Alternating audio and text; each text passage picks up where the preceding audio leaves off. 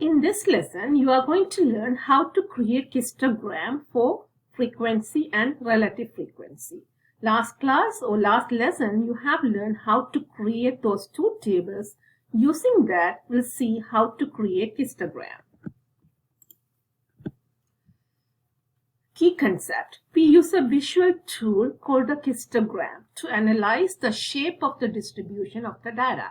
After you collect data, we put them into table. Then after that, we'll see what type of information you can gather from the table, right? So one tool is called histogram. After you create histogram, you can see the shape of the distribution. Is it normal or skewed to the right or skewed to the left? Histogram.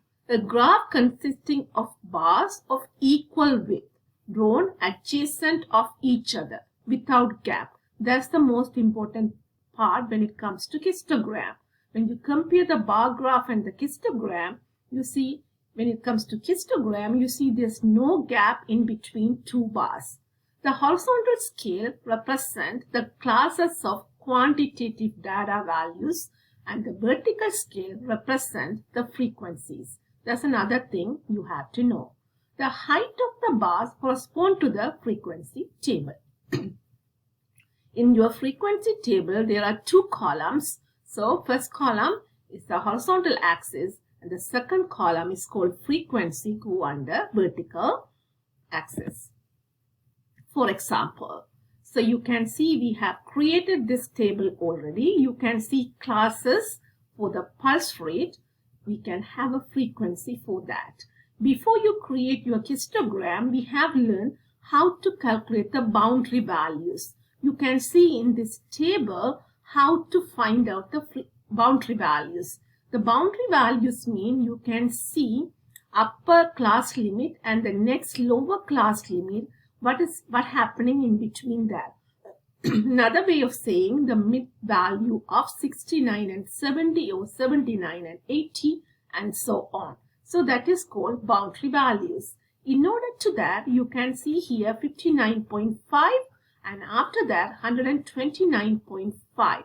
Those are the two extra values you had to calculate to create the histogram using boundary values. In your x-axis, instead of this class rate or the class limits, you can see the boundary values. The y-axis, simply the frequencies. Using that, we can create the histogram without any gap. For example, 60 to 69, we have a boundary values from 59.5 to 69.5, the frequency 12. So you can see the value 12 and create the bar. The same for 70 to 79, the boundary values are 69.5 to 79.5. The frequency is 14. You can see the 14 and create the bar. You can see those bars are equal width. And so on, we can create each histogram or each bars according to the boundary values. When you create histogram, the bars on the horizontal scales are labeled with one of the following. Class boundaries, we have done the previous slide. Class midpoints or lower class limits. If you use the lower class limits, that introduces a small error. Because of that, I prefer to use class boundaries or class midpoints. Right. Here's another example I have done earlier using class boundary. That's your turn. You know the class and class boundaries and the frequency provided. You try yourself and see how to create the histogram. After create your histogram, you check with my answer. So next, using midpoints. When it comes to midpoints, we have learned already how to calculate the midpoint within the class. For example, in between 59 and 114, you know how to calculate the midpoint at those two values and divide it by 2. So that is 86.5. And so on, you can create all the midpoints values. Instead of boundaries, now you have to use the midpoints as your x-axis, still the same frequency. Using that, we can create the histogram for that. For example, now we don't have any two boundary values, only the midpoints. You see within the bar, we denote the midpoint in between that. According to that, you see the left and the right side of boundary values to create the histogram. That's another example using midpoints. So this example, this answer for your previous one using class boundaries. I hope you try that and check with my answer. Right. Next, when it comes to relative frequency, how to create the relative frequency histogram. Already you know how to create the relative frequency table, right? After you create this table, the same way, instead of pulse rate, we can find out the pulse boundary value same as the previous one, that is on the x-axis. Only the difference here in your vertical or the y-axis, instead of frequency, this time you have to use the relative frequency. Other than that, the same approach to find out the histogram. You can see the example of that. The critical thinking, how to interpreting the histograms.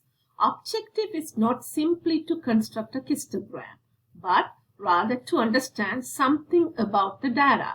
So after you create the histogram, not simply just the graph, you have to say something about that, right? When graphed, the normal distribution has a bell shape. The characteristic of the bell shape are the frequencies increase to a maximum and then decrease, and symmetry with the left half of the graph, roughly a mirror image of the right half. The histogram on the next slide illustrates this. For example, here's another example. You can see decreases, then increase to the peak point and come back to the bottom, right? The shape of that. Right. To recap what we have done so far in this part, histogram and relative frequency histograms.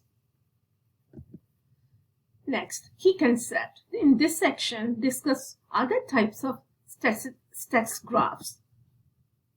So our objective is to identify a suitable graph for representing the data set. The graph should be effective in revealing the important characters of the data. Before you draw the graph or you select, you have to know which one is the perfect for your data, right? That's an important part to know that. Next graph type is called frequency polygon. What does frequency polygon mean? That is also we have to use the frequency table. You can see here uses line segments connected to points directly above class midpoint values. So how to create the polygon? This time you have to know the midpoint values. You know how to find out the midpoint values in between 60 to 69. You can see 64.5. At the same way, 120 to 129, 124.5. In order to that, you had to follow the pattern and find out what happened before this midpoint and after this midpoint. There are two values you had to choose to create the polygon. So polygon always starts with the x-axis and also ends with the x-axis.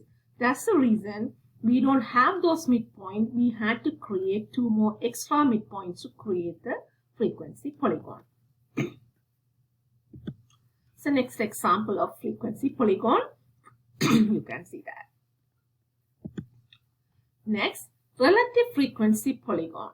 The same way you can create the frequency polygon for relative frequency. Same idea, the midpoints, only the difference. You can see the y-axis, not frequency, the relative frequency.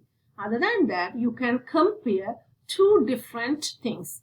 We have an example before, men and women pulse rate, right? This time, we can compare those pulse rate using relative frequency polygon. Then we can conclude something about this graph. Next graph type you have to know, ogive. You heard about or not, ogive, only a line graph that dips cumulative frequencies. Cumulative, you know, in the previous lesson, you have learned how to calculate the cumulative frequencies, accumulation, right? So for that, we use ogive. How to create this ogive? For the x-axis, you have to have a boundary values.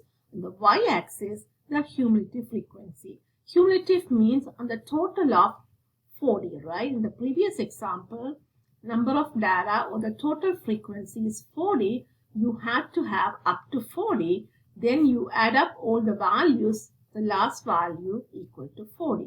So the graph always like that. So here also one more thing, we had to add one more extra point here to connect with the x-axis. We don't need to have another value after 29.5 because it's not coming back to the x-axis, right? That's going up and up to reach the maximum frequency. Here's another example. Right. Next graph type you have to know, dot plot. The consists of graph in which each data value is plotted as a point. Instead of curve or the line, this time we are using only one axis using point along a scale of values. For example, when you see this particular data, you have to see what's the maximum and the minimum value. In this data set, we can say 60 is your minimum and 124 is the maximum. You don't need to worry about what happened before and after that. You have to find out the scale in between those two values. So 60 is perfect number, so you can start with that. For example, if the number starts with 62, you have to start your scale from 60. You can go a little further down to create the perfect number. This time, I choose my scale as 5 to create from 60 to 125. Then, one at a time, cross out each values and put the dot value. For example, 76. You can see 76 located after 75, one dot. If you see more than 176, you can put that many dots to create the dot plots. So here's an example for you to try. So try yourself and check with my answer. Next graph type is called stem plot or stem and leaf plot. So there are two things, stem and leaf. We had to separate this into two columns, stem columns that is called tens and the leaves column that is called units or the ones. So when you read each data value, how to place this. So the tip here, you have to arrange them into order. For example, smallest to biggest. Then easy to place the values. For example, in this data values, we have 3 60s. That's the minimum value. Then you have to put 3 zeros. Then only we compare all the values. Same as there are 4 64s. You see, 6 is the stem fixed. We had to put that many ones. 1, 2, 3, 4. And so on. We had to go from 6 to 12 to create or include all the values. Here's an example. You can try that and check with my answer. Next graph, the bar graph.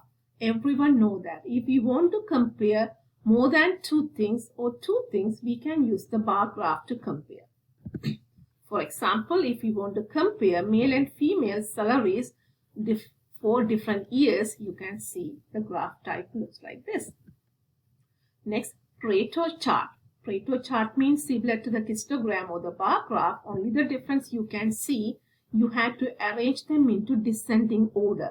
Even though that is not arranged, you have to arrange them in to create this graph. Here's another example. Next, the pie chart. You already know that how to create this pie chart.